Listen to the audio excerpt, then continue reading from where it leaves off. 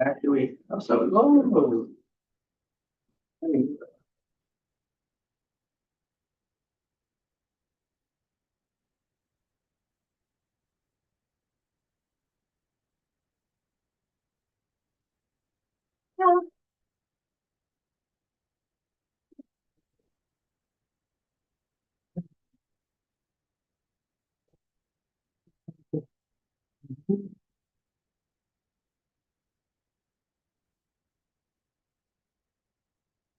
okay, turning.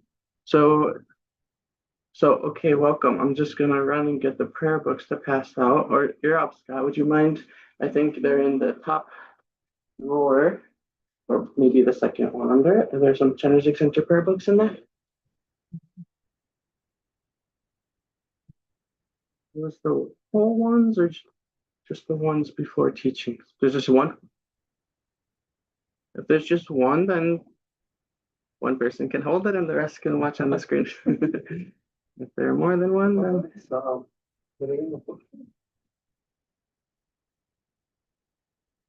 okay. Yeah, just the screen is big enough, I think. It might not even be the same, what do you call it, like pagination, pagination. It might be a whole different layout. Okay, so It has a different refuge prayer because I do the one from there. it even has a different refuge prayer. Yeah. Oh, interesting. Yeah. Well, it's the Hey, beings instead of beings instead of sentient beings. yours says It says instead of listening, it's giving put in for the sake of all sentient beings. That's not what yours says. for the benefit as well. Right. Hello, good morning. Good morning. Yeah. Yeah. So I would say this one, and it always throws me off a little. Oh, you mean the one that we do with the chant, with the melody? Oh yeah, that is different. Just kind of I know what you mean. Absolutely right. Right.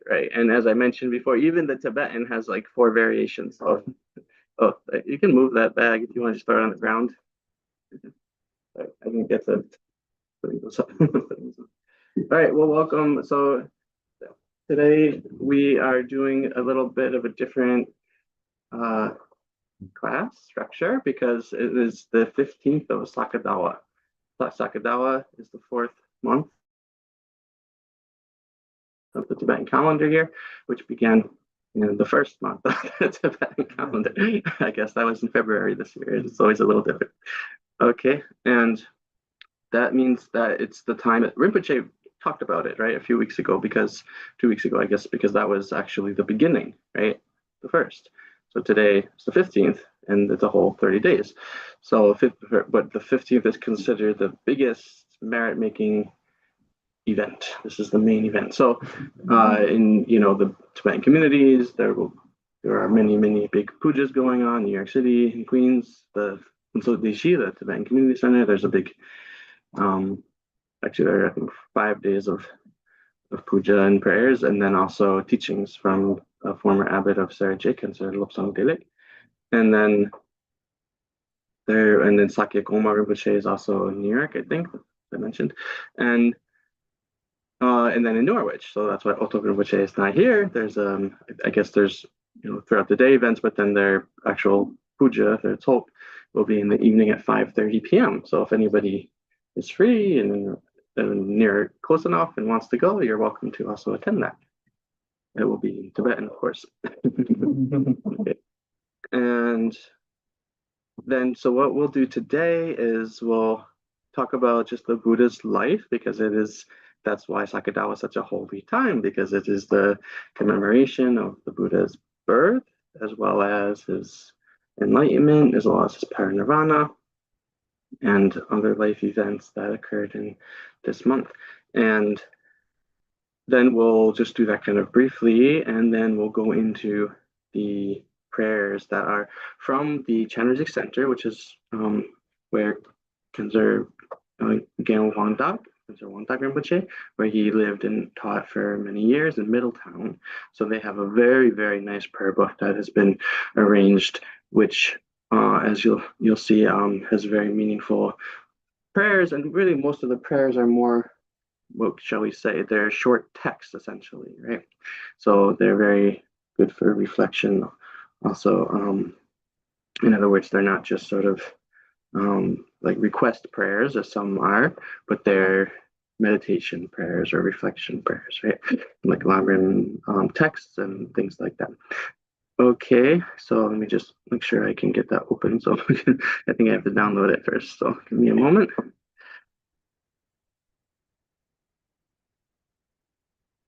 Why do I have to do this again? Well, security, right?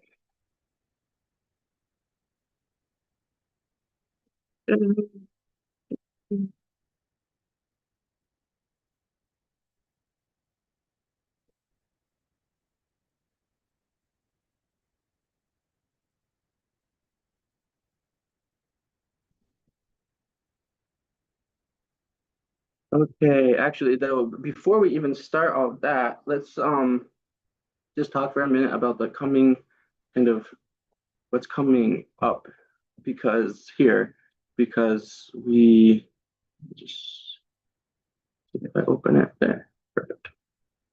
Okay, so Chen was up there. Okay, so we had this plan for Otto Rinpoche to continue teaching throughout June, right? So he actually just the update. He's not here today. He's not going to be here next Sunday either. So I will again take his place. The Sunday after is the 14th of June. It's also the 29th of Sakadao. It's still the month of Sakadao.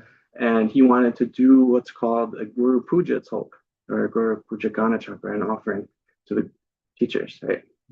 Lama Chupa talk. And that's just the Lama Chupa talk is Tibetan, Guru Puja Gana Chakra is the Sanskrit.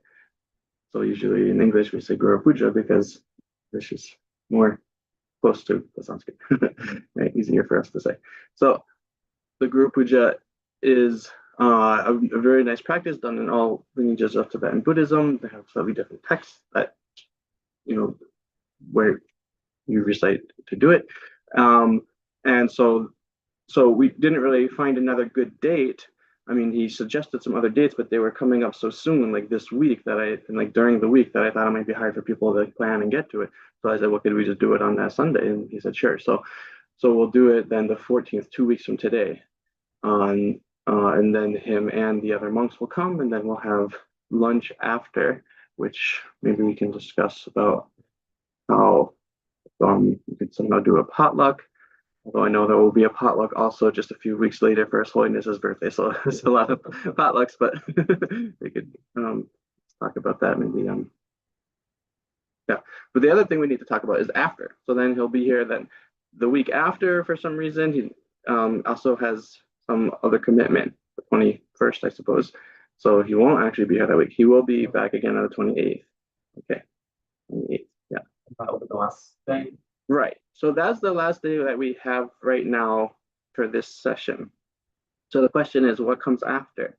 So I think actually all of you guys actually were part of that kind of initial discussion that we had after Geshe-ma, or like basically right when Geshe-ma left, or right before she left, whenever that was, kind of just in general talking about if we're going to continue any classes or anything, and that if we do, it kind of has to be coming, the students have to run it and post it and request it and everything. So that's kind of where we're at right now. Again, it's like we don't really have an actual plan. We haven't made any formal requests to Geshe-ma. Rinpoche last, was that 2 weeks ago, I guess, when he was here, he said that I could, he asked me to continue teaching after him, but again, it should really be, which I'm happy to do if people want that. But that's like the thing is like you as the students or helpers, volunteers, you guys can discuss amongst yourself, to figure out how you want to keep going forward. And if you want to have me start going through something or have Geshe-ma again or whatever it is, but it's still kind of in your hands. So I just wanted to make that say that so everyone knows where we're at. So like right now we don't really have a plan for it. I mean, so July we have the plan for that first Sunday is His Holiness's birthday celebration. So that's one more thing, right? So yeah, and we'll of course be in touch. Or I think actually Scott and Carrie are mainly organizing. So thank you guys for that, and you guys can help get in touch with everybody else about that. But the next week right after that, there's nothing scheduled. So then okay, that's all. And the same with like Tuesdays. I mean, it's kind of a schedule, but at the same time, Geshe Tuche is quite busy now with his commitments in New York and New Jersey. It's new Sarah J. Brand Center in New Jersey that he's helping establish. And so I don't know, it might be good to just check in with him if he is really able to commit, because it's a little bit difficult to schedule something if it's, kind of you have to kind of check in every week about whether it's happening or not. It works for Tibetans. For us, it's a little bit more, that's just not how we plan, right? Whatever, it's a cultural difference. Okay, does that make sense to everybody? Any questions about that? Okay, so the next time Otto Rinpoche will be here is June 14th. And that will be with the other monks as well. Mm-hmm. So I guess maybe if you need help with transportation, then you definitely let us know. So take it off in. Like the first time, Otto Rinpoche and then two others came. So, but there's more there than that, right? I'm not sure how many will come, but is that what's the kind of limit for the comfortable ride? Well, now that I'm using my mom's car, which is a bit bigger, we could maybe fit 4. Yeah, I mean, I think it won't be more than that. Yeah, because there are 4 of them, right? Yeah. And that's just will be here, same thing, same format, but it'll be more. Yeah, we'll have a specific set of prayers to go through, a specific text to go through. Okay. Yeah, in Tibetan.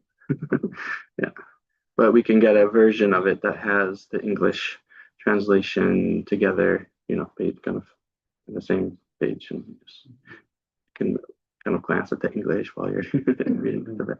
And so then the week after that, you said he won't be there again? That's what he said, yeah. So, I mean, he said, we'll still check in about it, like, so leaving some possibility, but it seems like he has a plan for a commitment. So there will be 2 more times that he comes on June 15th and June 29th. That's right. Right. And then even him, after that, is there a possibility he could come again? Right, maybe, but I would think that it would make more sense to maybe try and organize something where there is a teacher or a program, whether you do, like, I know the ideas come up before, of a book club or whatever it is, where it could be regular. And then if he has a free week, here and there once a month or every, so often, then he could come and he would be the one filling in or having a special guest appearance or whatever, special guest, however you want to say it. But that rather than scheduling it and then having to again check back in every week to see if he was able to come. Yeah.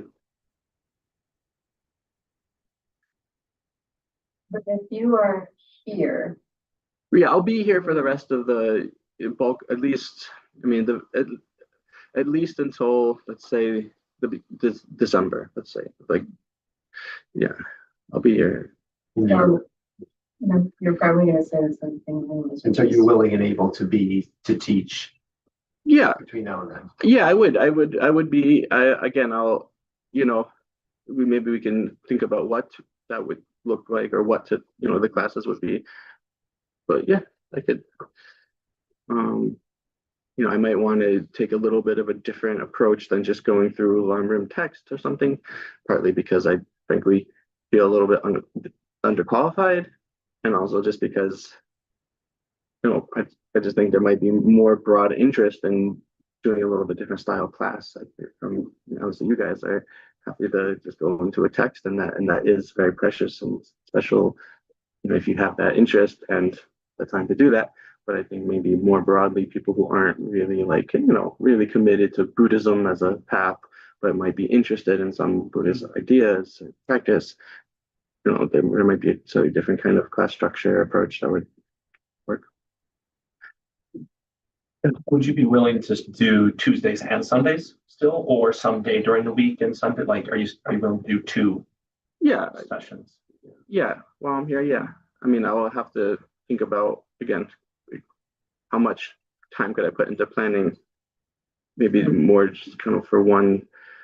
I mean, obviously, I would have to plan a little bit, but I don't know. I'll have to. Yes, I could. Yeah, I just have to think about how much I can put into planning.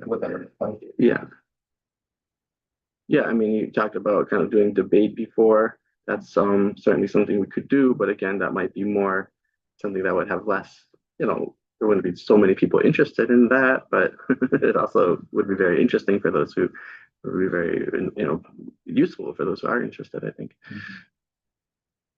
I'm just gonna mention, maybe we might even be able to do a different day than Tuesday. Yeah. So we could maybe have our other friends back. Oh, yeah. Like, Oh, is that why he's not coming? Yeah, I think Henry and Deborah. yeah. Oh, Henry, I'm you right, mean. I'm not It sure. comes on Tuesday. Right. Then she can Tuesdays, but she- Yeah. Yeah, Henry, I don't know though if he'd be interested, but maybe, yeah. He's sad to not be able to come. Right. You have to either base, yeah. Right, that's true. Yeah. Okay, very cool. Okay, so and then just any questions left over from last week or anything, any questions that we can address those about the text or anything else? Let's go through. We can start from here because it's a good place to transition into a Buddhist life. And there was this question coming up because there was a lot of emphasis on how the kind of one of the meditations, one of the ways of thinking that really helps our compassion thrive, our bodhicitta grow, and just frankly, just to have basically a kind of overall accepting, forgiving, tolerant state of mind is the recognition that we can't actually know what's in another person's mind. And the question came up, well, like ever, or kind of, I mean, loosely, but can we never know? And I think the idea really is more that like there's two different ways of knowing what's in a person's mind, right? In other words, two like different sets of motivations, and this actually is in the teachings and the text.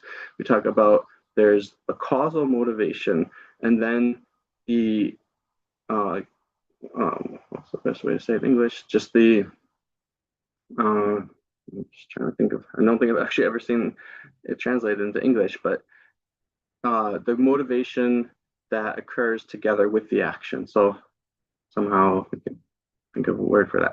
The synchronous, like concomitant, sure. Concomitant, the one that's kind of at that time, the synchronous motivation, concomitant motivation.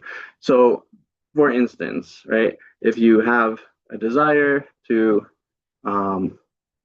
do something virtuous, like make offerings, right? You go and you make the offerings, but then at the time, so you set up a motivation like when you wake up in the morning or when you like finish breakfast or whatever, like, oh, okay, I'm going to make offerings. Then when you actually go to do it, then you hear someone starts shouting at you or someone starts rushing you. Oh, hurry up, what are you doing? Yeah, come, we have to go, what are you doing? And you start getting frustrated and you start getting antsy, and right, so then your motivation while actually doing the offerings is no longer virtuous because you're upset and you just want to finish and you just say, oh yeah, right? Or I mean, so many different examples we can think of in infinite, but the point is that they're different. So, there's kind of like what kind of initially, or sort of you could say even is like behind. I mean, that's one way of thinking of it. Yeah, but even that causal motivation, that we can't say that action of making those offerings is completely non-virtuous because you still have that causal motivation of virtue, right? You still had something that was sort of underlying it, driving it, that was virtuous. So related to, can you know what's in someone's mind? So the example came up of someone who sits down at a restaurant, the waiter, can correctly assume or know that they want to have a meal. Okay, that's probably true, right? Or at least in some regards. Let's just say, you say, please pour me a glass of water, right? Okay, so you know that you can infer that that person wants to drink water, right? And they want you to understand that they need water and are making a request for it. So those are like motivations, right? But what I think is the one that really is challenging to our bodhicitta, what happens in terms of motivations, is more like so those would be sort of like the motivations that are concomitant or the sort of like more just basic level, like they want water, they sit down at the restaurant, they want to have something to eat. But then what gets us into trouble when we start just kind of fabricating all these different possible sort of underlying motivations, right? Like, oh, they're really trying to cheat me, or they're really trying to trick me into something, or, like that's the kind of thinking that I was really more referring to. And that's the kind of thinking that we never, I mean, that's the kind of motivation that we never really know for sure, right? Again, we can, to some degree of accuracy, in a lot of cases, we could be accurate about guessing if someone's, trying to, deceive or cheat or lie. Sure. But, you know, not with certainty, right? We can't know for sure. So that's the idea is that, and then when you really expand that logic to its, when you take it to its ultimate conclusion, final conclusion, then, well, actually, this person could very well be a Buddha. So you can't really know the overall, maybe, yeah, they want a drink of water, they want something to eat, but are they, you know, an ordinary sentient being, or are they a Buddha who's somehow manifesting in front of us to try and help us? We don't know. We can't really know because how could we know, right? A Buddha can manifest in all sorts of ways, and ways that are certainly unexpected, or that we we wouldn't think a Buddha would do something like that or say something like that. But who knows? They could have a good reason for it. Yeah. Okay. Does that make sense? Yes. Okay. Okay. So good. Just wanted to cover that. Okay. So what were we talking about on the last class was these factors are the general causes of the sprouts, but it is impossible for a barley seed, right? So what does it mean? Bodhicitta is the specific cause for Buddhahood, right? The general causes are things that also can also cause other things to happen, right? So the idea is like a barley seed can't cause a rice plant, an apple tree, right? An orange tree to grow. It can cause a barley plant to grow, right? But soil, fertilizer, sun, air, water, right? Those can cause many different kinds of plants to grow. Okay, so the realization of impermanence, the realization of suffering, the realization, the wisdom of emptiness, right? The wisdom that knows the view of emptiness. Those can cause many different kinds of enlightenment. The enlightenment of the hearers, the enlightenment of the solitary realizers, right? Different grounds of bodhisattva path. But the only thing that can cause Buddhahood is bodhicitta. That will not cause any other kind of enlightenment, and it's needed for the enlightenment of the Buddhas, bodhicitta. Okay, so now let's get into the Buddha's life. So aspiration, so the Maitreya Sublime Continuum, Uttara Tantra states, aspiration to the supreme vehicle is the seed. Wisdom is the mother for generating the Buddha qualities. Okay, so how did the Buddha gain his inspiration to supreme vehicle, right? The Mahayana. Does anybody remember? So the Buddha was, so just go in the very short version of the Buddha's life. And there are two different major ways of looking at the Buddha's life. Okay. Again, this depends on which tradition or philosophical system you're in. So in generally the Pali canon, the Pali tradition, right? They look at the Buddha as having been born as a bodhisattva, and then he practiced during this life as Prince Siddhartha Gautama and became a Buddha. Then the Sanskrit tradition, or the Mahayana perspective, is that he was already a fully enlightened Buddha before he even was born on this earth. Okay, and he had achieved enlightenment and then was abiding in Tushita, where does anyone know who's there now? Maitreya. Yes. Maitreya is there now in Ganden or Tushita, and he's waiting to come down as the next Buddha, the fifth Buddha in this eon out of 1,000 Buddhas in this eon, right? So the Shakyamuni Buddha was the fourth. Maitreya will be the fifth.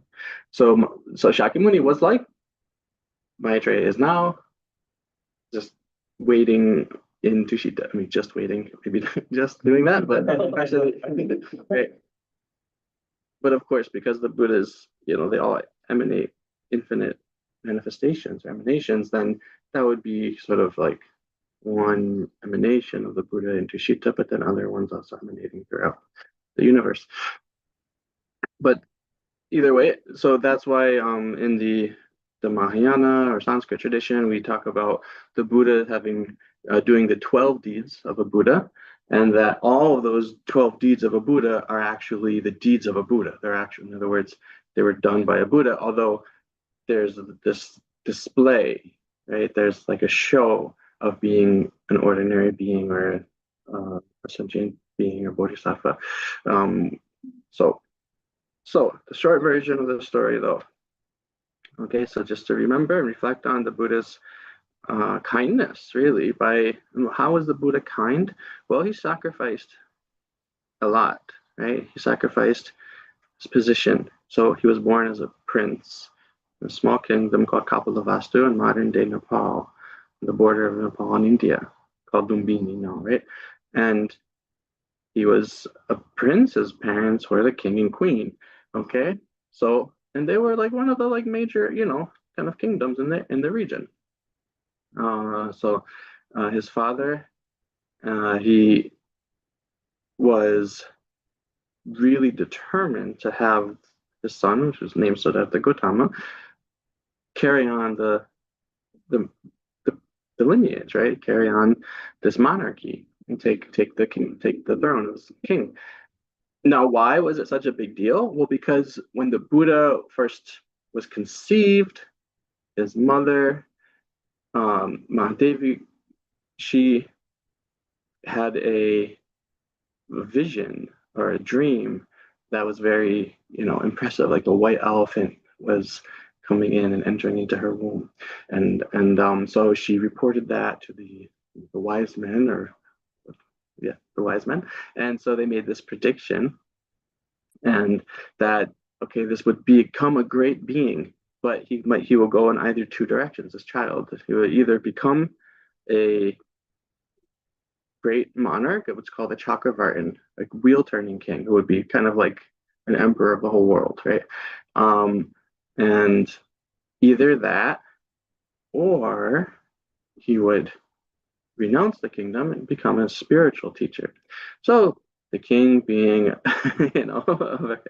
not really having the foresight of how much good a great spiritual leader would bring to the world, he thought, oh, great, I can have this lineage and have my legacy be that my son, the prince, he becomes a great emperor of the whole world. Wonderful. So he wanted him to do that. So he made every effort to keep his son in the palace, fearing that if he was aware of like the reality, you know, of life, I mean, not just kept him in the palace, but he basically kept away any, any sight that would be unpleasant or that would be, cause a young person to kind of reflect on their life more deeply. Like just kept them constantly occupied, right, with, just the joyful things of life, the pleasant things of life. And of course, he also went to school and he excelled in sports and he excelled in his studies, all those things, math and and reading and writing and everything. But the main thing is then, he wasn't kind of allowed to like see suffering essentially.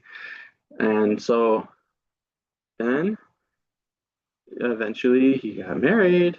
He had a young child, baby, and then he just couldn't help this curiosity just started growing within him to go see outside, see what's there in the rest of the world, right? He was 29 years old by this time in the palace his whole life. So he kind of made this plan to sneak out, and he brought Chandra with him, his assistant or attendant, and Chandra led him outside the city gates, and he was like in disguise. When he was outside, what did he see? Yes, the four sights. He saw the four sights. So first he saw a sick person who is, like vomiting and looked pale and looked miserable. And then he saw an elderly person who was all bent over, really like decrepit, kind of elderly, bent over, and again walking slowly and with a cane. And then he saw, well, and so then each of these times he saw this, he was shocked, and he asked this friend Chandra, "What is this I'm seeing?" And Chandra said, "That's a sick person. They have a disease." And the Buddha asked, "Okay, so how did that happen? Has that happened to other people?" And Chandra said, "Yes, it happens to everybody. No one can avoid sickness." And the Buddha said, "So I will get sick. Yes, you will get sick, even that you will get sick. And then what about my wife, my child? Yes, they will get sick as well." So that was a shock, right? And then when he saw the aged person, same thing. And then he saw a corpse. And so he just saw the lifeless body. And he said, "Chandra, what is that? The person's not moving. What's wrong with them?" "That's not a person," said Artha. "That's a corpse. The person is dead." So then the Buddha really shook him to his core, right? So what is this, right? This is an instruction to us on how to meditate, right? Meditate meaning how to like face the realities of life, sufferings of life, and to face them, right? To acknowledge them, to think about them, to really deeply reflect on the implications. Yeah. What did Chandra say to the Buddha? You're subject to death as well. Your wife is subject to death as well. Your child is subject to death as well. Your parents, everybody subject to death. So then the Buddha thought, well, why should I pursue what is subject to death? What's the point in that? What's the point in that? So then they went out a fourth time. So they actually went back and then went out again each time. So they went out a fourth time. And then the Buddha saw someone who was kind of aloof, standing away from the rest of the people in the village. And who was wearing very, very bare, almost naked, just like a thin robe, but looked very contented, very peaceful. And the Buddha said, "Well, what's that person?" And China said, "Well, that's a renunciate, a yogi, or a wanderer," they would say, right? Sannyasi is the right Sanskrit word. So a sannyasi, that person is seeking liberation, right? An end to the entire possibility of going through these illness, aging, death cycle, right? And of course, with birth as well. He knew about birth because he had a son. But that doesn't come into the story. Okay, but so then he thought, oh, I can be like, that's what I'll do. I'll do what that mendicant is doing, that sannyasi. I will seek liberation, nirvana, right? Because why should I? This is one of the great suttas. So it's from the Pali Canon that discusses the Buddha's going forth. Is where he kind of thinks about it. Shows he recounts his reflecting, and the words are something like, don't have the exact quote pulled up, but he says, "Why should I myself, being subject to birth, aging, sickness, death, defilement, seek what is also subject to birth, aging, sickness, death, defilement? Instead, I should seek the unborn, the undying, right? That which is not subject to illness, not subject to defilement, the undefiled, the unchanging peace of liberation, nirvana." So he did, and he sought it, and he went through different kind of phases of that, but then eventually sat down on the Bodhi tree, and was offered food by Sujata, and then finally he realized, the three watches of the night. He first saw all of his past rebirths and saw karma functioning, right? all these actions he had done, and then the suffering or happiness, different experiences they brought about. So basically, he kind of looked under the hood of samsara, right? He pulled the veil, right? We see everything around us. It's just like to us, it just looks like things are there, right? There are external things. Where in here? I got my body. That's my barrier, right? That's like the impermeable membrane that keeps me and the outside world separate. And then we got our mind somehow. It's kind of taking in all this stuff, sitting in the body, and then things just happen to me, right? Doesn't really matter what I do, things just happen to me. That's like the basic human perception of things. So the Buddha kind of lifted that veil and he saw, no, it's actually not like that at all. Everything that's happening to me, every environment I find myself in, everything I perceive is a result of my own previous actions. Wow, what an amazing, profound insight. And that's something that, to say, like, it's a bit of a leap, right? It's a bit of a leap to really see that that could be happening. But it makes sense too. It makes sense too. Just in a very general way, our experiences are something that's happening in the mind. There's, we have consciousness, we're experiencing happiness and suffering. The environment we're in contributes to our happiness and suffering. And when we act, when we do something, there's also mind there, right? And sometimes our mind has motivation to help, to bring others happiness, right? Sometimes our motivation is the opposite, right? You're motivated to bring others suffering or to ignore others, whether they have happiness or not, just focused on myself. Those kinds of motivations exist. So why shouldn't it be, right? How would those actions and those motivations, right? Knowing, just thinking kind of physics, like every action is an equal and opposite reaction. And even just more broadly speaking, when there's some energetic event and phenomenon, yeah, that has its own results, right? So why should that not apply to the realm of my experiences? In other words, that happy experiences connected to cause, which was a motivation to bring happiness, right?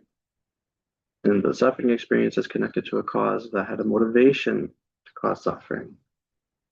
Okay, makes sense. It's also very difficult, very deep. So that's why karma is sort of kind of a top tier Buddhist philosophy. Like you have to kind of really maybe keep it there as part of the picture, but you don't have to just buy into it, right? But slowly build up to understanding that. Then in the second watch of the night, the Buddha saw all the different births, dying, birth, dying, birth, right? The whole cycle, all throughout all time for all sentient beings, right? So this is, right, kind of the example or the expression of his bodhicitta, right? Also, just the fact that he left the palace to begin with, because it wasn't just that he wanted to be relieved from his own suffering, but he also was concerned about his family, his son, his wife, his parents, right? So his bodhicitta is there, his desire to become enlightened for the sake of all sentient beings, right? For the sake of others. But then here, especially, he's really now directly seeing every sentient being is going through these different experiences. Simply because what? Well, then that's what he saw in the third watch of the night, where he actually achieved enlightenment. He saw the selflessness of persons and the selflessness of phenomena. Right? Selflessness of persons means that this person, I, me, right? The one who owns the mind, the one who possesses my body, my mind, my feelings, my thoughts, my things. This I, okay, itself is not established with its own self identity. Okay, it's not established within and of itself, in other words, right? Okay, this I is instead is completely contingent, right? Depends on other things. Similarly, phenomena. The self is just a phenomena, not just the I, but the body itself, the five aggregate, the body, the mind, the feelings, the perceptions, all the other cognitive faculties, all the external physical objects, right? Everything, right? From the smallest particle, smallest atom, up to the largest, the whole universe, right? The largest celestial body in the whole universe. All these things are not established the way they appear. Okay. So the way they appear to exist is to be an isolated, independent thing, right? Just think about it. Take an object, this is a little mallet, you look at it, and it's like, yeah, it's got like its outline, it's got, again, it's like I was saying about how we see ourselves, like it's like a border, it's got like a boundary. There's just it's just in there, right? It's just in there. Now, I'm not saying it doesn't have a boundary. It's like I can't grab here and touch it, right? No, I do have to grab here to touch it, right? Yes, that's true. But the way it exists, what we're talking about is the way it exists. Okay? The way it exists, even though it appears to be a independent, isolated object, depends on many factors. So that even includes its own parts, right? Its own causes, even includes the concept, right? The social construct that we give to things, the label that this, right, the conceptual thought provides, language provides, well, mallet, wood, right? Right, a long, thin object that you use to strike a bell, right? The use for it, right? All that is provided by the human mind.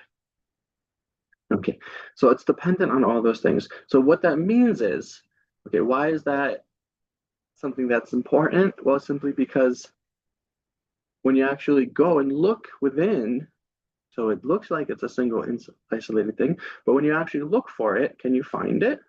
So I say mallet, okay? Tell me where it is. Okay, you say it's in my hand, right? Okay, so where in my hand? Is it here? Is that the mallet? Is that the mallet? This one? This one? This red part? This wooden part? The felt? Which particle is it in? So is any piece of the mallet that you look in, you can't find where that isolated independent thing is. So that's emptiness, right? The emptiness of phenomena.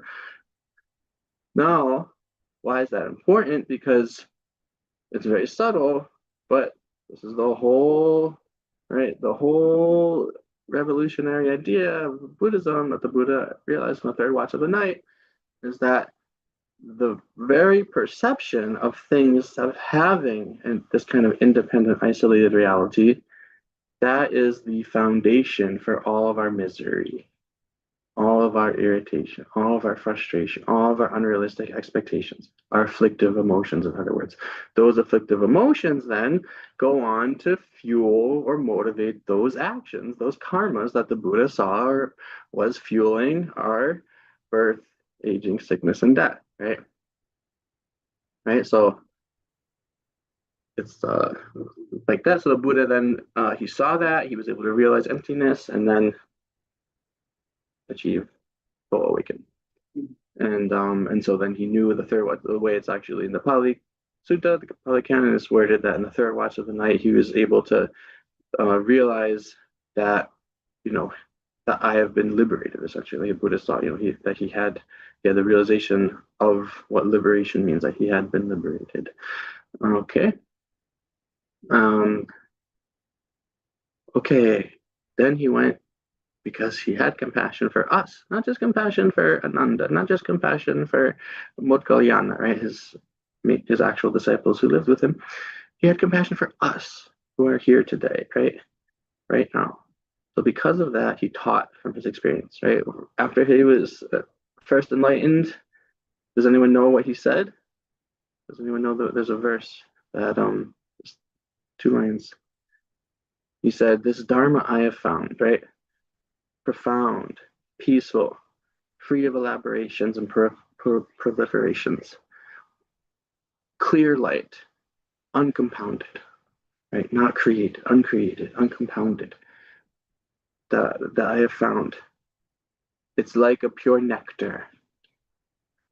Uh, it's this Dharma I found is like a nectar. However, whoever I would teach it to, whoever I would show it to, yes, they would not be able to understand it. Therefore, I will remain silent in the woods, in the forest. Okay. So he was planning to just sit there, right? Then he did stay for 49 days, but then eventually, who was it? I think Chakra, one of the gods, came to him and said, Buddha, you've been sitting here, but there are sentient beings who need to hear what you have to teach. So he kind of used his eye of wisdom and looked around. At first, he thought, I'm going to go teach my old teachers, because when he was a wandering ascetic, before he became Buddha, he studied with other meditators, right, who taught him these deep concentration states known as the formless abodes, right? Realm of infinite realm of infinite space, realm of nothing whatsoever, right? So he learned these deep meditation states, and he thought, well, I'll go teach them. But using his wisdom eye, he looked and saw they had both passed away already. So then he thought, okay, well, who else is there? So then he saw there was another group of ascetics that he used to practice with, and he had left them when he realized that he wasn't really on the right track in his meditation. I didn't go through that part of the story, but I think you maybe know it. So he went and saw them and said, okay, well, they're still around. So he went and started teaching. That was called the first five disciples of the Buddha. And they all achieved liberation when he taught what's called the Dhammacakkappavattana, the Turning the Wheel of Dharma Sutra. And so he taught from then on until his death at the age of 80. And so from the age of 35 until the age of 80, he taught extensively. And we have today the Buddha Dharma, So it's really important to recognize like every part of the Buddha's life story is a teaching to us, right? How he renounced the palace, how he, made so much effort to meditate, but then realized that he was pushing too hard. I didn't go through that part of the story, but and then went and did a more balanced practice. What he realized in his meditation, the way he, immediately didn't teach because he thought it was too subtle for people to understand, but then realized, okay, there are some people who understand, and so went and taught. Good. Okay. So these are the things we can glean from the Buddha's life. Again, it's a big teaching on renunciation. So it doesn't mean that we have to give up everything. It does mean we have to work to develop awareness of our afflictions and work to give them up. Okay, slowly, right? It means that we also should, you know, be realistic about where we are and how much we're able to do that, right? The Buddha, what did he do? Whether you're looking from the Mahayana perspective or the Pali Canon, what did he do before his lifetime? Before his lifetime as Siddhartha Gautama. Anyone know? Has anyone heard of the Jataka tales? Yeah. So he was practicing for already three countless eons of accumulating merit, basically practicing the Bodhisattva's deeds, right? The six perfections for three countless eons, three great eons. So, yeah, we haven't had so much practice yet, right? But he was able to, kind of right away, or right when he kind of turned his mind to it, was able to, kind of give up the palace and say, okay, I'm really going to go for it. For us, we have to, work slowly and over time. And as, Rinpoche mentioned some few weeks ago, that even developing bodhicitta, we have the kind of, immediate kind of main causes, which are the meditation techniques for developing it. But then we need that kind of support in the background of just a lot of merit, right? So we also, for really developing renunciation, whether it's left renunciation or bodhicitta or wisdom of emptiness, those are the three principal aspects of the path, right? We need a lot of merit. So that's what we'll do right now, is to accumulate merit.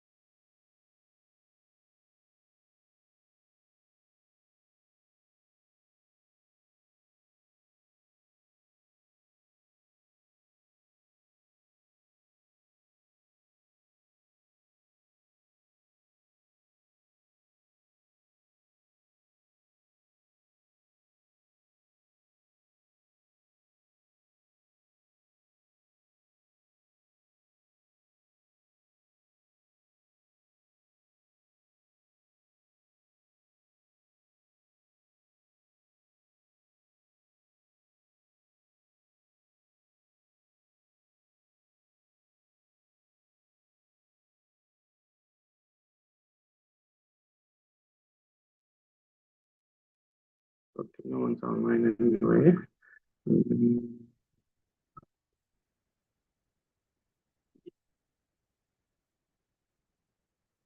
Yeah, YouTube seems like it's still growing. Good. Okay, so we'll go quickly. So point is, it might seem like we're going too quickly. You might want to say slow down, but it's just the first time you're going through these, not the last. I hope.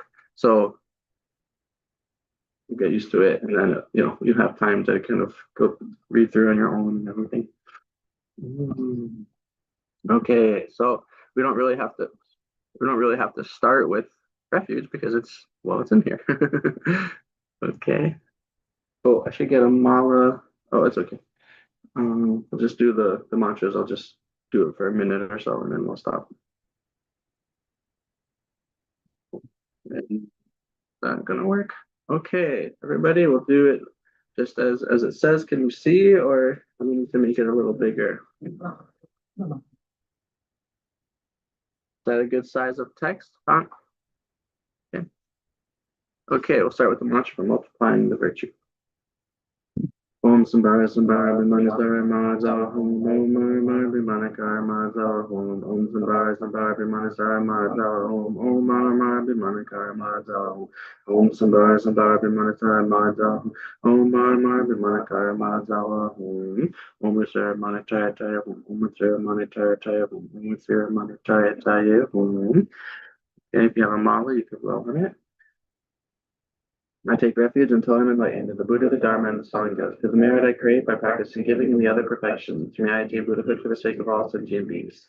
I take refuge until I'm enlightened in the Buddha, the Dharma, and the Sangha. To the merit I create by practicing giving and the other perfections, may I attain Buddhahood for the sake of all sentient beings. I take refuge until I'm enlightened in the Buddha, the Dharma, and the Sangha. To the merit I create by practicing giving and the other perfections, may I attain Buddhahood for the sake of all sentient beings. May all sentient beings have happiness and the causes of happiness. May all sentient beings be free from suffering and the causes of suffering. May all sentient beings never be separated from the happiness that knows no suffering. May all sentient beings live in equanimity, free of attachment, hatred, and aversion. Everywhere may the ground be pure, free of the roughness of pebbles and so forth. May it be the nature of lapis and smooth as the palm of one's hand. May all consistencies women in the vine, those actual and those which are emanating, unto us and crowds of offerings filled the entire space. This is just in Tibet, in Sanskrit, it's a mantra.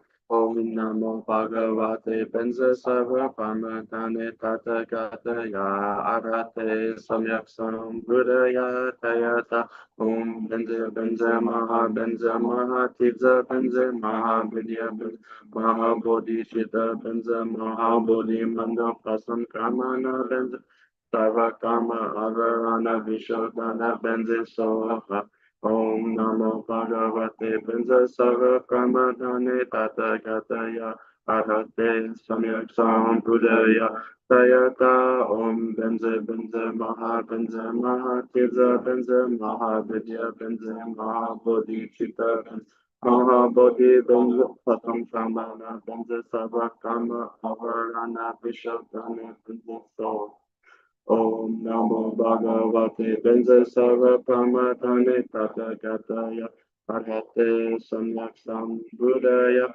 Tayata Om Benza Benza Maha Pizza Benza Maha Vidya Benza Maha Bodhi Chitta Benza Maha Bodhi Mando Pasam Tamara Benza Sarva Karma Avara Vishodana Benza Staha.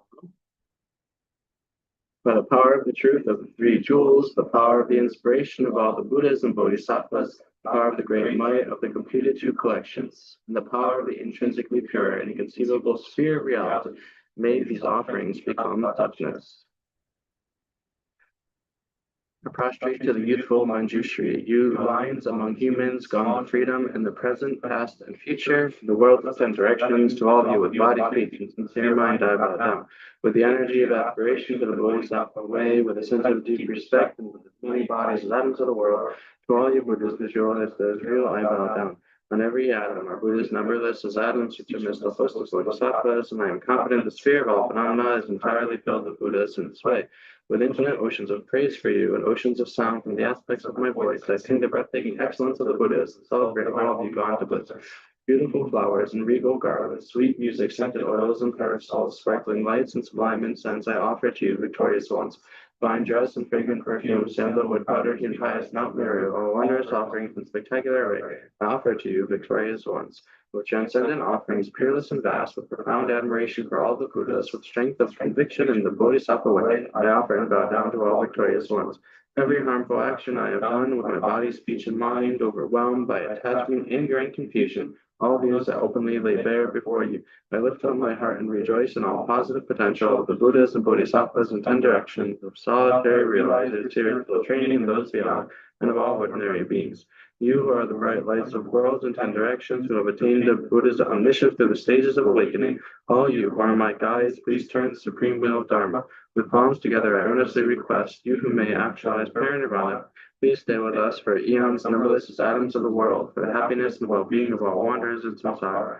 Whatever slight positive potential I may have created by paying homage, offering, and acknowledging my faults, rejoicing and requesting that the Buddha stay and teach, I now dedicate this all for full awakening. The fundamental ground is scented with incense and strewn with flowers, is adorned with Mount Meru, the four continents, the sun and the moon. I imagine this as the Buddha land and offer it. May all sentient beings enjoy this pure realm. And all my lives may never depart from my perfect lamas. May I bask in the glory of the Dharma. May I fulfill perfectly every good quality of every level and path, and reach then quickly the place where I become myself the one who holds the diamond. I send forth this jeweled mandala to you, precious Guru. Idam Gurana Mandala Kamnirataya. Herein is a praise to 17 Nalanda masters, entitled A Sun Illuminating the Threefold Faith. Born from great compassion, aspiring to help all beings, God of gods, you have attained the Savior's state of abandonment and realization. You guide beings through the discourse of dependent origination. O able one, the son of speech, I bow my head to you. I bow at your feet, O Nagarjuna, most skilled in elucidating such free of elaborations, the essence of the Mother of Conqueror's Sutras, through the reasoning of dependent origination. In accord with Conqueror's prophecy, you initiated the supreme middle way.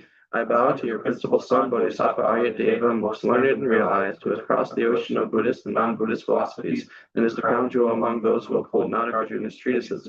I bow to you, O Buddha Palita, who has reached the supreme Adam state and who has clearly elucidated noble Nagarjuna's intent, the final meaning of dependent origination, the profound point of existence as mere designation and as mere name.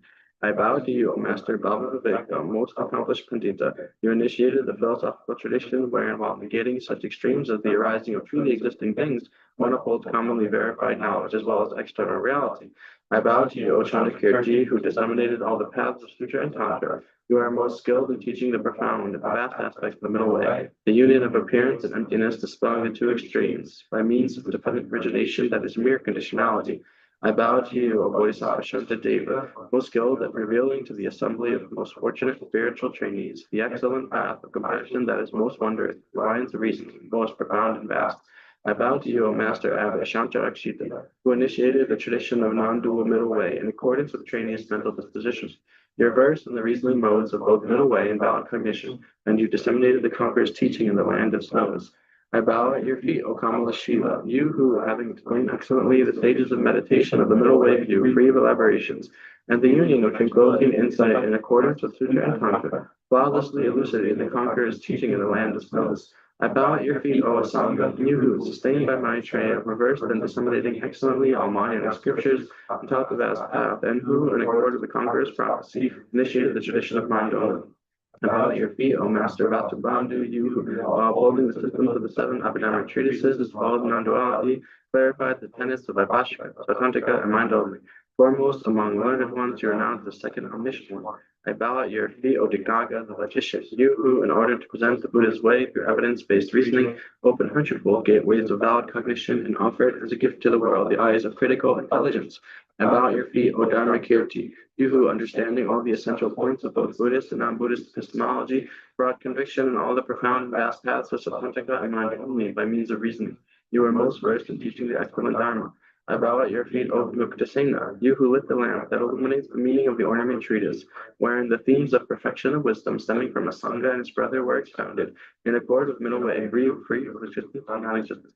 I bow to you, O Master Haribhadra, who were prophesied by the conquerors, expounding the meaning of the mother, the perfection of wisdom. You elucidated the treatise with the perfection of wisdom, three mothers, and a perfect order, the perfection of the Savior Maya.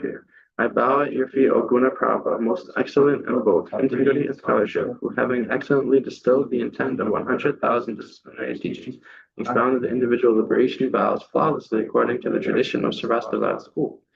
I bow at your feet, O Shakiprabha, supreme upholder of discipline, who reigned over the treasury of jewels of the three trainings in order to disseminate the stainless discipline teachings for a long time. You excellently expounded the meaning of the vast discipline treatises.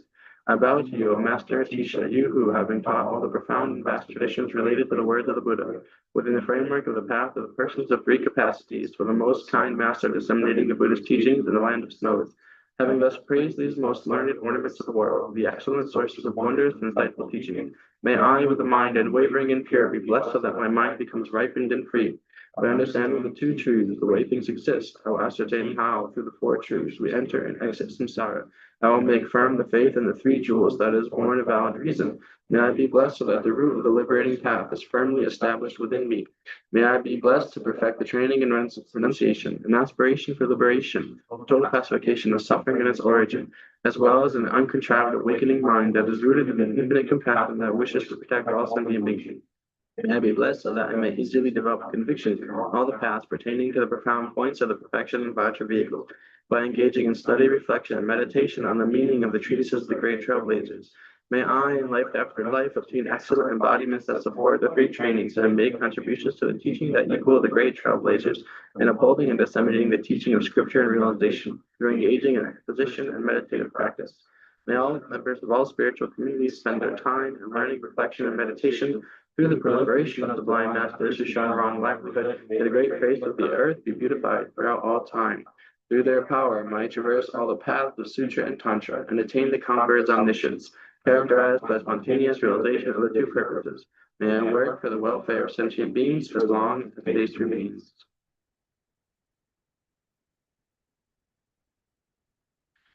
There it is in Tibetan.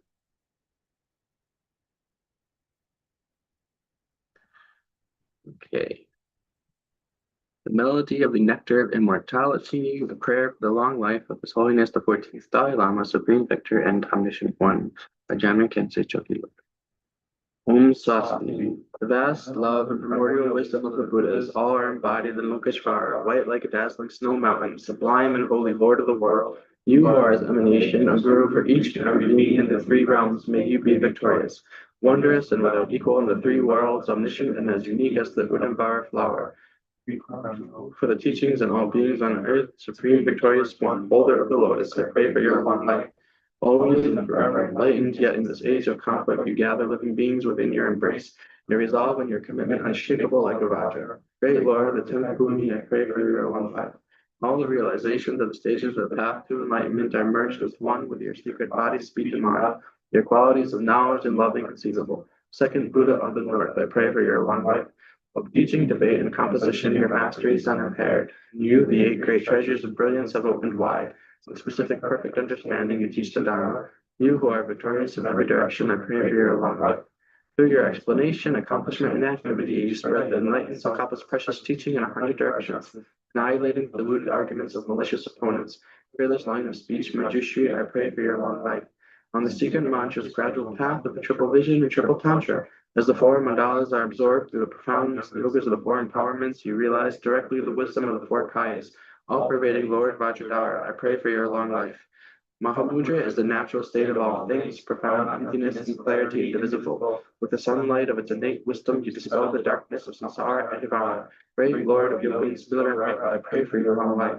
From the treasury of all the mysteries in the ocean of mantras, you make the exquisite water of the four rivers that mature and liberate flow into the field of fortune's cycles.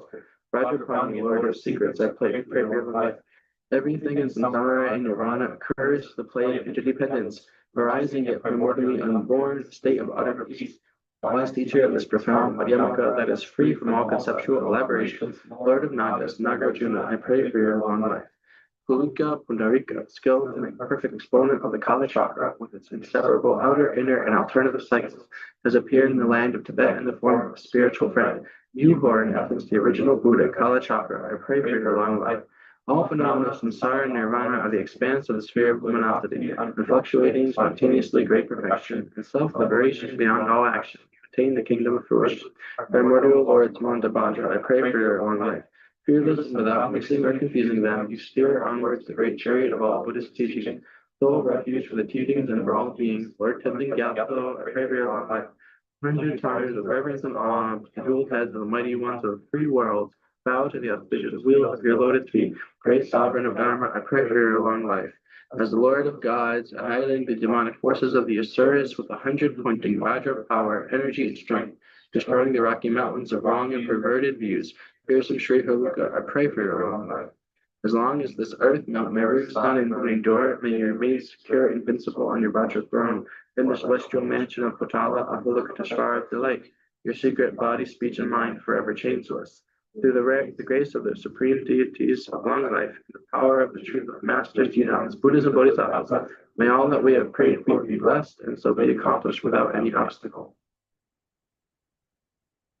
The Lamp for the Path to Enlightenment by Atisha Dipankar Sri Jana. Homage to the Bodhisattva, the youthful Manjushri. I pay homage with great respect to the conquerors 3 times, to their teachings, and to those who aspire to virtue. Urged by the good disciple John Chua, I shall illuminate the lamp for the path to enlightenment. Understand there are 3 kinds of persons because of their small, middling, and supreme capacities. I shall write clearly distinguishing their individual characteristics. Know that those who, by whatever means, seek for themselves no more than the pleasures of psychic existence are persons of the least benevolent. Those who seek peace for themselves alone, turning away from worldly pleasures and avoiding destructive actions, are said to be of middling capacity. Those who, through their personal suffering, truly want to end completely all the suffering of others, are persons of supreme capacity. For those excellent living beings who desire supreme enlightenment, I shall explain the perfect methods taught by the spiritual teachers. Facing paintings, statues, and so forth of the completely enlightened one, reliquaries, and the excellent teaching, offer flowers and incense whatever you have. With the 7-part offering from the prayer of noble conduct, with thought never to turn back till you gain ultimate enlightenment, and with strong faith in the 3 jewels, kneeling with one knee on the ground and your hands pressed together, first of all, take refuge 3 times. Next, beginning with an attitude of love for all living creatures, consider beings excluding none, suffering the 3 bad rebirths, suffering birth, death, and so forth. Then, since you want to free these beings from the suffering of pain, the suffering and the cause of suffering, arouse immediately the resolve to attain enlightenment. The qualities of developing such an aspiration are fully explained by Maitreya in the Ray of Trunks Sutra. Having learned about the infinite benefits of the intention to gain full enlightenment by reading the sutra or listening to a teacher, arouse it repeatedly to make it steadfast. The sutra requested by Viratdatta fully explains the merit therein. At this point, in summary, I will cite just 3 verses. If it possessed physical form, the merit of the altruistic intender would completely fill space and exceed even that. If someone were to fill with jewels as many Buddha fields as there are grains of sand in the Ganges to offer to the protector of the world, this would be surpassed by the gift of folding one's hands and inclining one's mind to enlightenment, for such is limitless. Having developed the aspiration for enlightenment, constantly enhance it through concerted effort. Remember in this and also in other lives, keep the precepts properly as explained. Without the vow, the engaged intention, perfect aspiration will not grow. Make effort definitely to take it, since you want the wish for enlightenment to grow. Those who maintain any of the 7 kinds of individual liberation vow have the ideal prerequisite for the Bodhisattva vow, not others. The Tathagata spoke of 7 kinds of individual liberation vow. The best of these is glorious pure conduct, said to be the vow of a fully ordained person. According to the ritual described in the chapter on discipline in the Bodhisattva stages, take the vow from a good and well-qualified spiritual teacher. Understand that a good spiritual teacher is one who is skilled in the vow ceremony, who lives by the vow and has the confidence and compassion to bestow it. However, in case you try but cannot find such a spiritual teacher, I shall explain another correct procedure for taking the vow. I shall write here very clearly, as explained in the ornament of Manjushri's Buddha Land Sutra, how long ago, when Manjushri was Ambaraja, he aroused the intention to become enlightened. In the presence of the protectors, I arouse the intention to gain full enlightenment. I invite all beings as my guests and shall free them from cyclic existence. From this moment onwards, until I attain enlightenment, I shall not harbor harmful thoughts, anger, avarice, or envy. I shall cultivate pure conduct, give up wrongdoing and desire, and with joy in the vow of discipline, train myself to follow the Buddhas. I shall not be eager to reach enlightenment in the quickest way, but shall stay behind to the very end for the sake of a single being. I shall purify limitless inconceivable lands and remain in the 10 directions for all those who call my name. I shall purify all my bodily and my verbal forms of activity. My mental activities too I shall purify and do nothing that is not virtuous. When those observing the vow, the act of altruistic intention, have trained well the 3 forms of discipline, their respect for these 3 forms of discipline grows, which causes purity of body, speech, and mind. Therefore, through effort in the vow made by bodhisattvas for pure, full enlightenment, the collections for complete enlightenment will be thoroughly accomplished. All Buddhists say the cause for the completion of the collections, whose nature is merit and exalted wisdom, is the development of higher perception. Just as a bird with undeveloped wings cannot fly in the sky, those without the power of higher perception cannot work for the good of living beings. Merit gained in a single day by one who possesses higher perception cannot be gained even 100 lifetimes by one without such higher perception. Those who want swiftly to complete the collections for full enlightenment will accomplish higher perception through effort, not through laziness. Without the attainment of calm abiding, higher perception will not occur. Therefore, make repeated effort to accomplish calm abiding. While the conditions for calm abiding are incomplete, meditative stabilization will not be accomplished, even if one meditates strenuously for thousands of years. Thus, maintaining well the conditions mentioned in the collection of meditative stabilization chapter, place the mind on any one virtuous focal object. When the practitioner has gained calm abiding, higher perception will also be gained. But without practice of the perfection of wisdom, the obstructions will not come to an end. Thus, to eliminate all obstructions to liberation and omniscience, the practitioner should continually cultivate the perfection of wisdom skillful means. Wisdom without skillful means, and skillful means too without wisdom, are referred to as bondage. Therefore, do not give up either. To eliminate doubts concerning what is called wisdom and what skillful means, I shall make clear the difference between skillful means and wisdom. Apart from the perfection of wisdom, all virtuous practices, such as the perfection of giving, are described as skillful means by the victorious ones. Whoever, under the influence of familiarity with skillful means, cultivates wisdom, will quickly attain enlightenment, not just by meditating on selflessness. Understanding emptiness of inherent existence by realizing that the aggregates, constituents, and sources are not produced or described as wisdom. Something existent cannot be produced, nor something non-existent like a sky flower.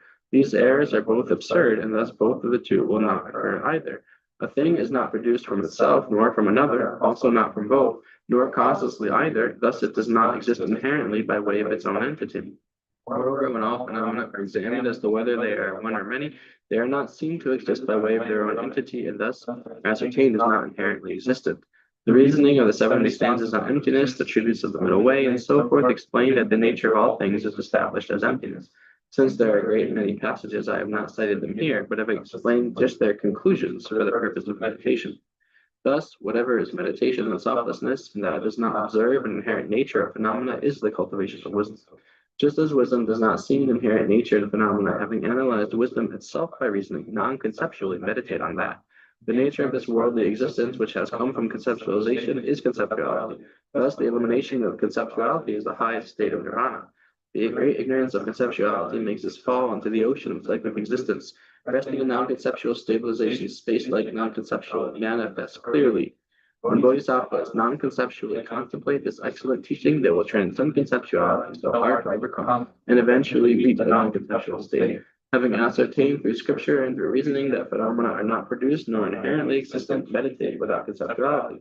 Having thus meditated on suchness, eventually after reaching heat and so forth, the very joyful and the others are attained, and before long, the enlightened state of Buddhahood. If you wish to create these, the collections for enlightenment, the activities of pacification, increase, and so forth, gained by the power of mantra, and also through the force of the 8 and other great attainments like the good pot. If you want to practice secret mantra, as explained in the action and performance tantras, then to receive the preceptor initiation, you must please an excellent spiritual teacher through service, valuable gifts, and the like, as well as through obedience. Through the full bestowing of the preceptor initiation by a spiritual teacher who is pleased, you are purified of all wrongdoing and become fit to gain powerful attainments. Because the great tantra of the primordial Buddha forbids it emphatically, those observing pure conduct should not take the secret and wisdom initiations. If those observing the austere practice of pure conduct were to hold these initiations, their vow of austerity would be impaired through doing that which is prescribed. This creates transgressions which are a defeat for those observing discipline. Since they are certain to fall to a bad rebirth, they will never gain accomplishment. There is no fault if one who has received the preceptor initiation and has knowledge of suchness listens to or explains the tantras and performs burnt offering rituals or makes offerings of gifts and so forth. I, the elder Dipamkarashi, having seen it explained in Sutra and other teachings, have made this concise explanation of our first definitive law.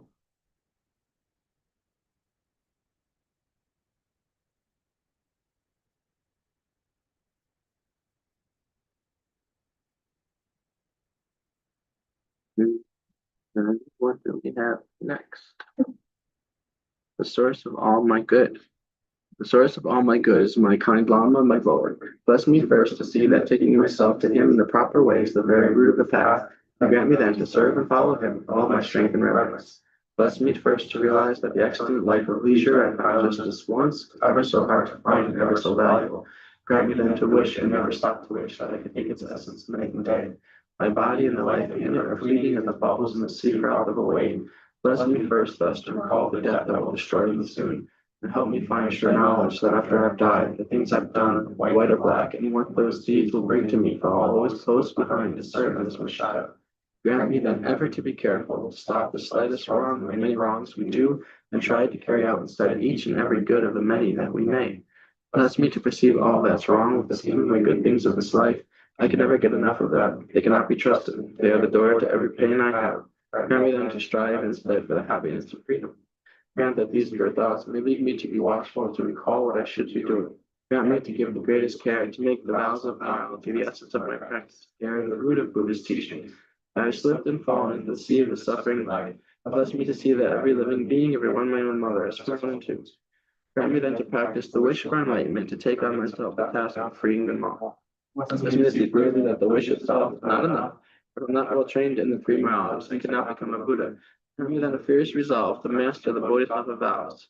Grant that I may quickly gain the path where quietude and insight join together, one which quiets my mind from being distracted to wrong objects, the other which analyzes the perfect meaning in the correct way.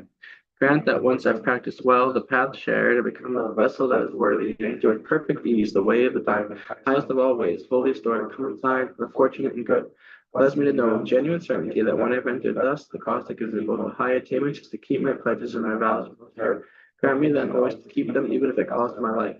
Bless me next to realize as well as I can the crucial points of both the steps, the essence of the secret ways. Grant me then practice as the holy ones have spoken, putting all my effort in it, never leaving off a practice of the 4 times highest enter.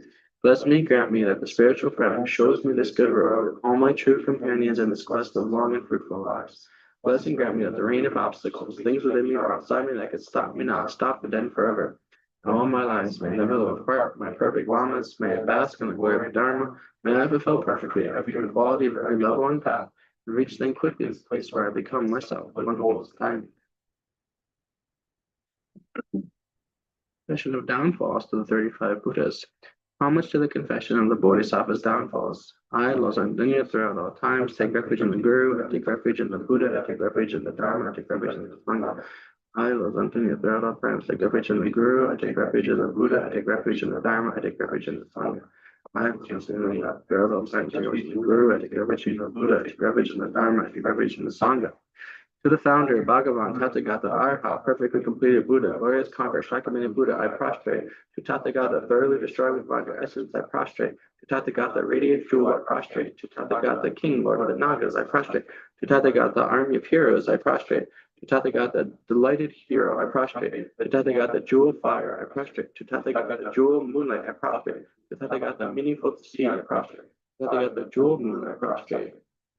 To Tathagata, stainless one, I prostrate. To Tathagata, bestowed with courage, I prostrate. To Tathagata, pure one, I prostrate. To Tathagata, bestowed with purity, I prostrate. To Tathagata, water god, I prostrate. To Tathagata, deity, the water god, I prostrate. To Tathagata, glorious goodness, I prostrate. To Tathagata, glorious sandalwood, I prostrate. To Tathagata, infinite splendor, I prostrate. To Tathagata, glorious light, I prostrate. To Tathagata, soarless glory, I prostrate. To Tathagata, son of non-craving, I prostrate. Tathagata, glorious flower, I prostrate. To Tathagata, pure light rays, clearly knowing by play, I prostrate. To Tathagata, lotus light rays, clearly knowing by play, I prostrate. To Tathagata, glorious wealth, I prostrate. To Tathagata, glorious influence, I prostrate. To Tathagata, glorious name, widely renowned, I prostrate. To Tathagata, king holding the van, the first power, I prostrate. To Tathagata, glorious one, totally subduing, I prostrate. To Tathagata, utterly victorious in battle, I prostrate. To Tathagata, glorious transcendence through subduing, I prostrate. To Tathagata, glorious manifestations of illuminating all, I prostrate. To Tathagata, all subduing jewel lotus, I prostrate. You Tathagata Arhat, perfectly completed Buddha, King of the Lord, mountains firmly seated on jewel and lotus, I prostrate.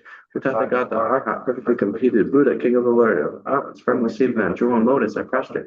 You Tathagata Arhat, perfectly completed Buddha, King of the Lord, mountains firmly seated on jewel and lotus, I prostrate. All those and others, as many Tathagatas, Arhats, perfectly completed Buddhists there are, and existing, sustaining, and residing in all the world systems of the 10 directions. O Buddha Bhagavans, please pay attention to me. In this life and all the states of rebirth in which I have circled in samsara throughout beginningless lives, whatever negative actions I have created, made others create, rejoice in the creation of.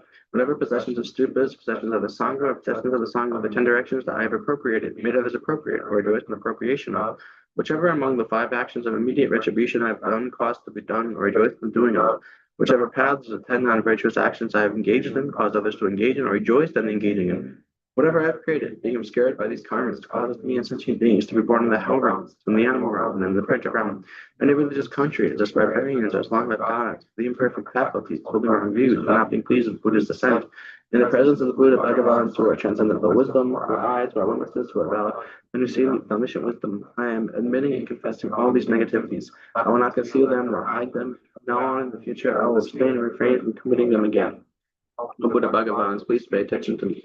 In this life and all other states of rebirth in which I have circled of samsara throughout beginningless lives, whatever is of virtue I have created by generosity, give this little giving just one mouthful of food to a people born in the animal realm.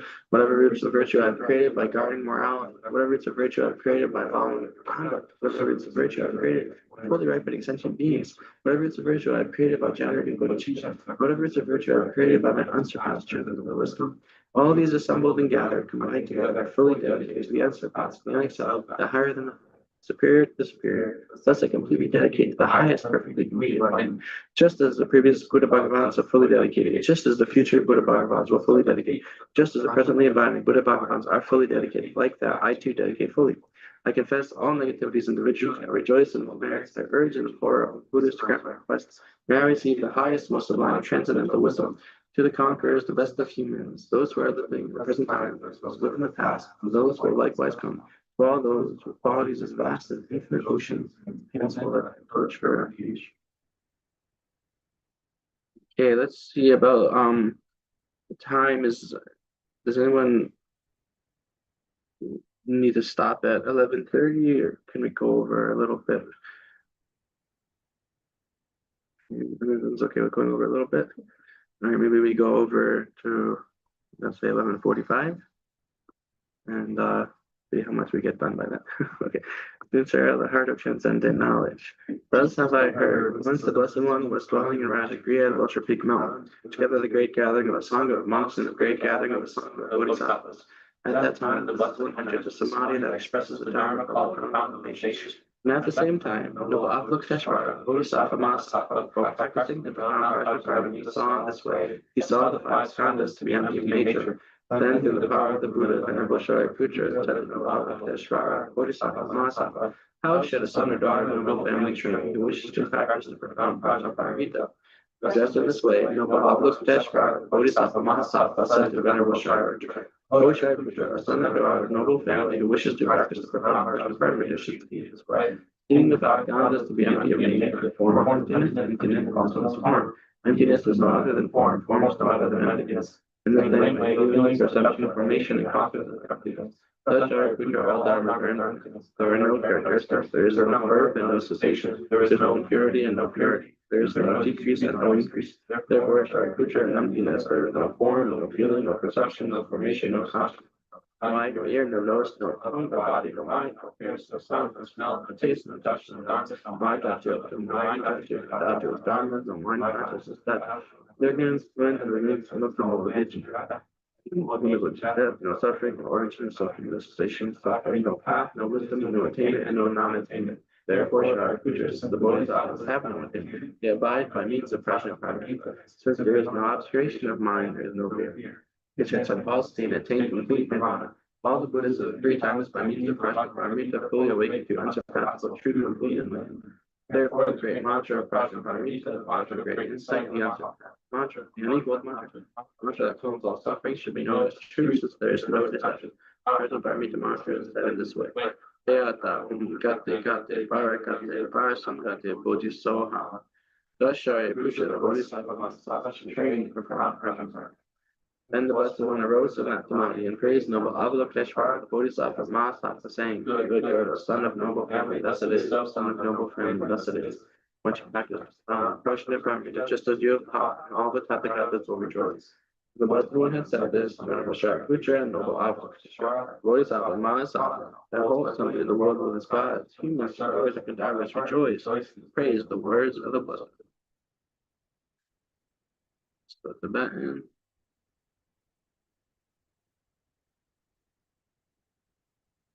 This is, oh no, it's sideways. You should be able to easily switch it. Yeah.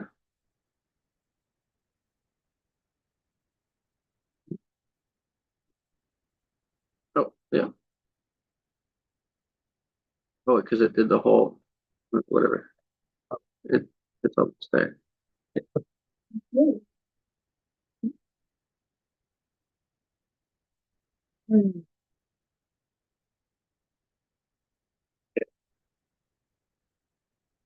So yeah, this will do this in English as well.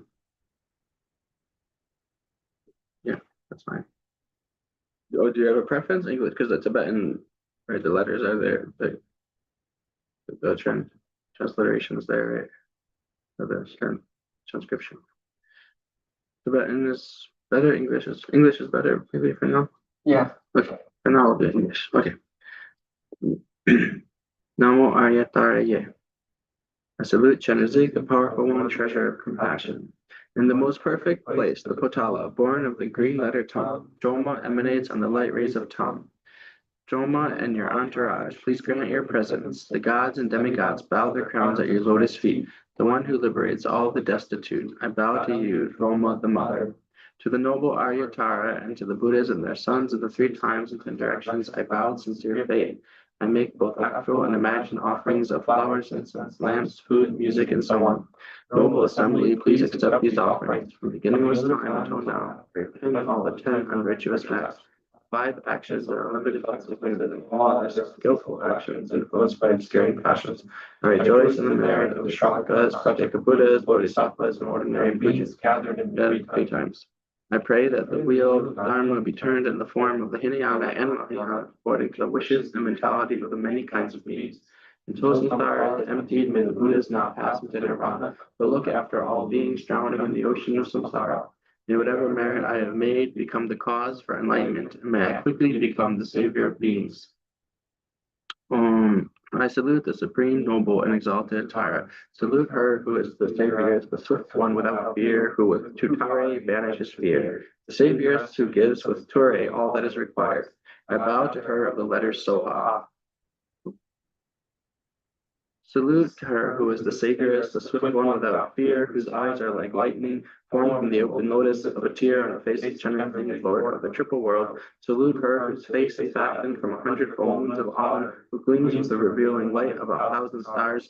Salute the great golden one, whose hand is beautified with the water-born lotus.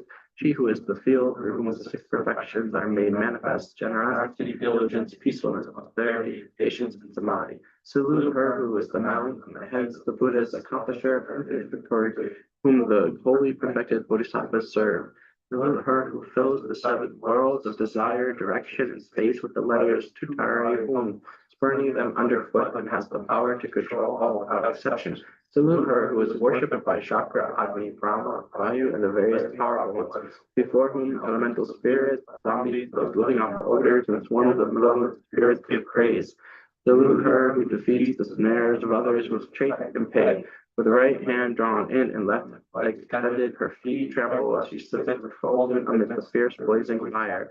Salute her, the swift one, greatly fearsome, defeater of the boldest of demons, whose lotus face frowns angrily so that all foes are slain without remnant. Salute her whose fingers from the mudra of the triple gem now adorn her heart, whose wheel emblazoned hand twirls about its own light and reaches to every direction. Salute her with the garlands of diffused light for a diadem, pleasant in beauty, who by the outright laughter of Tutare brings demons in the world under her sway. Salute her who alone has the power to command the guardians of the foundation of the universe. The wrathful Grimser, whose letter Hum liberates all destitution. Salute her whose diadem is the crescent moon, ornaments ablaze amidst the mass of whose hair Amitabha streams continuous light. Salute her who sits surrounded by a radiant garland of flames like the fire of a finished paean, with right leg extended and left drawn in. She defeats hosts of enemies by turning of the wheel of Dharma to our inclination. Salute her who strikes the surface of the universe's base with the palm of her hand, and who stomps down the frowning of one who conquers the inhabitants of the seven underworlds with the sound whom. Salute her who is peace, faultlessness, and bliss, in whom the peace beyond sorrow of nirvana is displayed, conqueror of the great sins by the power of her mantra Om Tari Tutari Turi Soha. Salute the unquestioned victor over all the enemies of those who rejoice in the turning of the wheel of the Dharma, deliverer by means of her mantra's 10 letters set about the letter Hum. Salute the swift-footed traveler arising from the steed of Hum who shakes Mount Meru, Mandara, Big and the triple world.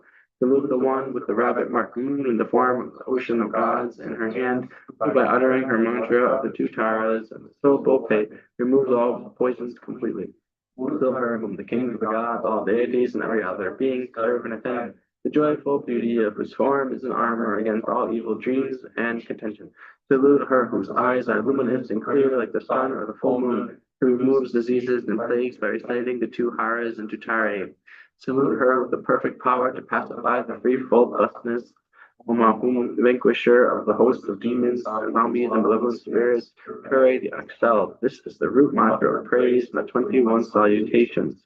By reciting the homage with perfect reverence and gratitude towards the goddess, remembering it at dusk and dawn as one rises, it gives protection from all fears, calming all bad karma, and preventing birth into the lower realms. One quickly receives the empowerment from the 70 million Buddhas so that everything here shows increase, and one proceeds towards ultimate Buddhahood. Any strong, lasting poison or other poison one may have eaten or drunk is completely removed by remembering this root mantra. The suffering from serious affliction by contagious diseases and poisons is left behind.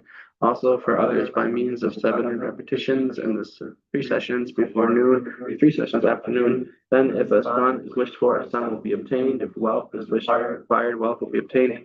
All that is wished for will be obtained. All hindrances will be negated and destroyed one by one.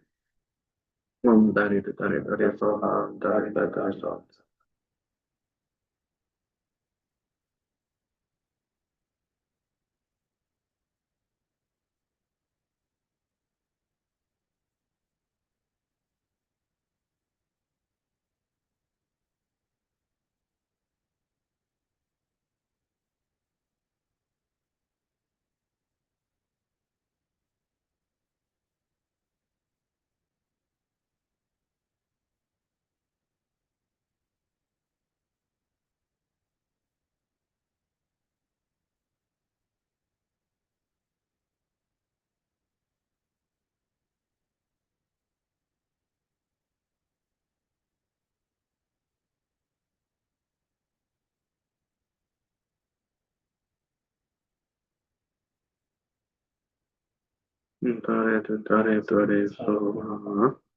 Victorious Lady of Compassion, I pray to you to clear up the 2 obscurations of all beings, and having quickly completed the 2 accumulations, bring them to perfect Buddhahood. Until then, having obtained the happiness of gods and men in all our future lives, please quickly pacify and destroy all obstacles to the accomplishment of Buddhahood, such as demons, hindrances, and sickness, plague, all the causes of untimely death, bad dreams and omens, the 8 fears, and all dangers. Bring about the spontaneous, effortless accomplishment of all one's wishes without exception by the increase of great good fortune of both the worldly nature and beyond that. Diligently pursuing practice, may the holy Dharma flourish. Always doing your practice, may I see your most excellent face. Rise to happiness, may the precious bridge grow and expand like waxing moon. In the excellent blissful mandala of the victors, she was born of the extremely beautiful holy lotus, as actually prophesied by the Buddha Amitabha. May I attain that very state. The goddess whom I have invoked since previous lives, the embodiment of the activity of all Buddhas as the 3 times. Green in color, 1 face and 2 arms. The swift helper, the mother holding the Utpala flower. May you bring good fortune. Queen Droma, whatever your form, your entire, your life and your brilliance, whatever your fine qualities are, may we come to have just those same words. By the force of praising, supplicating, and offering to you, please pacify sickness, poverty, and war, and increase the holy Dharma and everything auspicious wherever we may be. By this virtue, may I quickly attain the state of Tara, place all beings without exception in that state. Switch back. There we go. Mantras. So we'll just do a few, maybe just 7 or something. Yeah, the only harmony is so that the only harmony is the only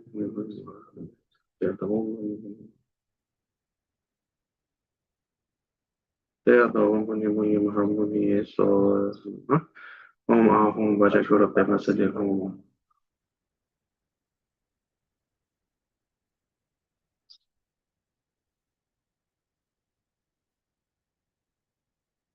Home budget should have been message home. So we'll do this one just 3 times. Mimete wete chenchane se chime kembe wong fu jamba yang dubu mago chumje sangwe ta kajen kebe tsuken songa lozang chabe shabu. Mimete wete chenchane se chime kembe wong fu jamba dubu mago chumje sangwe kajen kebe tsuken songa lozang chabe shabu. Mimete wete chenchane se chime kembe wong fu jamba dubu mago chumje kajen kebe tsuken songa lozang chabe shabla so wan deb arang le zain ties so arang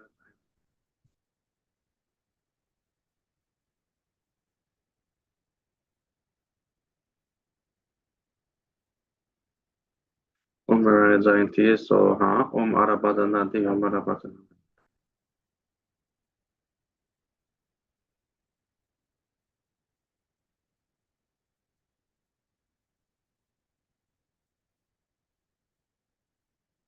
Pacanati, dare sonda.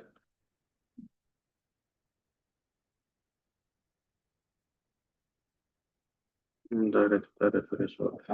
Dream so, mamita higher that is so.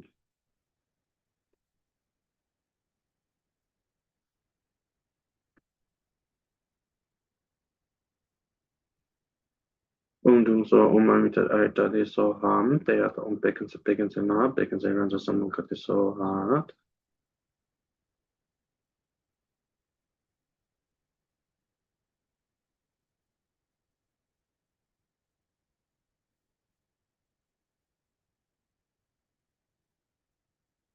They are the bacons and ma bacons and runs of someone cut is so money pay me home.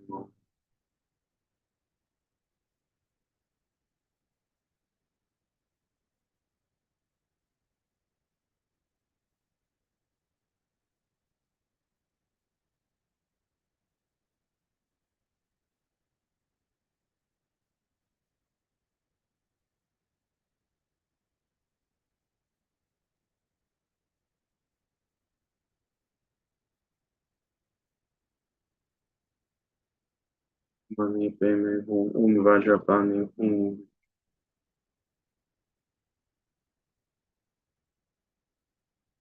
Vajapani home.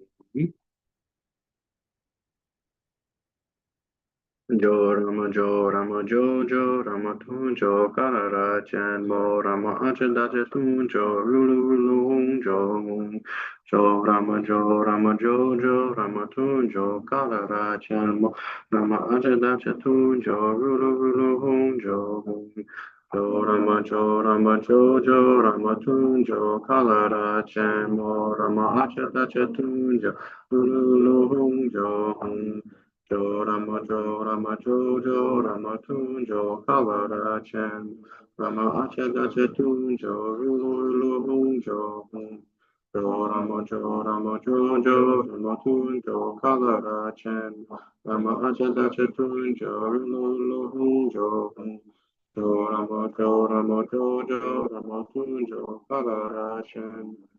Achada Chetunjo Rulu Jo Rama Tunjo Kalara Chen Rama Achada Chetunjo Rulu Jo It's Father Mamos depicted in that image there. Father Mamos protector, specifically protector for His Holiness and also Tripun Muslim Monastery. We'll do this one just in Tibet. Yeah, in Tibetan. So Ra Sa Je Tam We La Mo Ye Ta Vi Ja Shu Pa Che Ge Sen Ma Chi Chu Yang De La Mo Ye Gi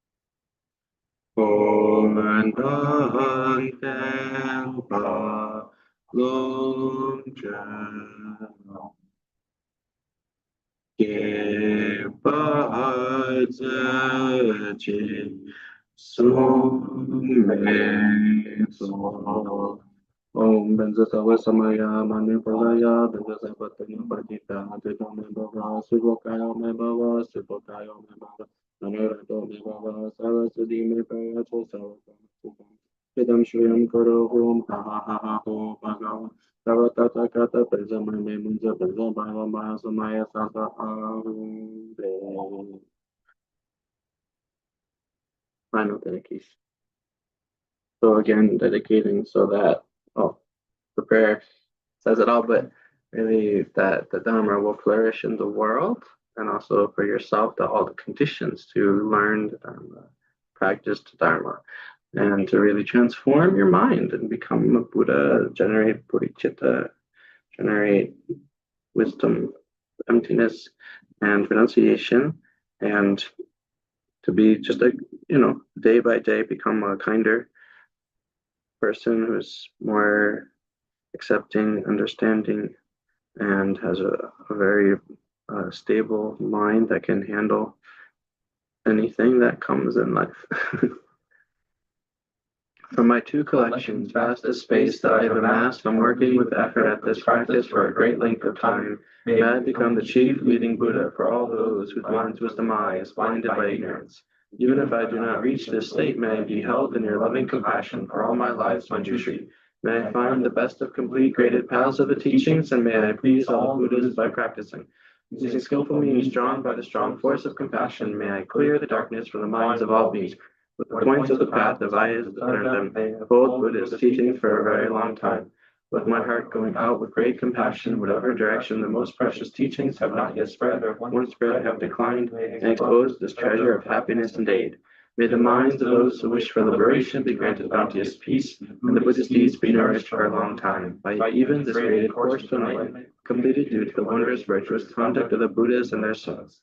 May all human and non-human beings who eliminate adversity and make things conducive for practicing the excellent paths never be part of any of their lives from the purest path praised by the Buddhists. Whenever someone makes an effort to act in accordance with the tenfold Mahayana virtuous practices, may they always be assisted by the mighty ones and bring the oceans of prosperity spread everywhere. Yay!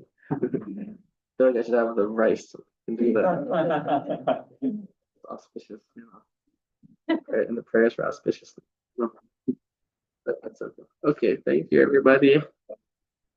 Well, we did go over a little, but apologies for that. Anyway, when Rinpoche is here, he goes over usually a little, so I guess we're used to it by now, right? Okay.